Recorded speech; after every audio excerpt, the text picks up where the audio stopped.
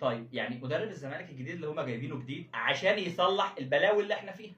طب نفتح السيره الذاتيه بتاعته كده ونبص بسرعه نلاقي البيه كان بيدرب في الدوري الالماني. وانا حقيقه كواحد من مشجعين الدوري الالماني بحس ان انت لما بتجيب مدرب من الدوري الالماني بتحس ان انت زي ما تكون ارتبطت بواحده شمال، لا مؤاخذه، ليها سوابق.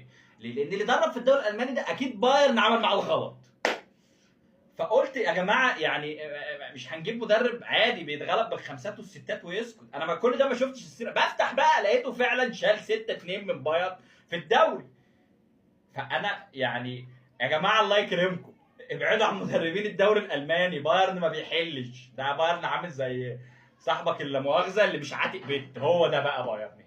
فما تجيبوش، ايوه ما تجيبوش، ما تجيبش مدرب من هناك عشان خاطر ده اكيد اتعمل فيه حاجه لا مؤاخذه وهو صغير والموضوع عجبه. فلو هنا جيت غلب 5 ولا 6 من الاتحاد او سيراميكا وات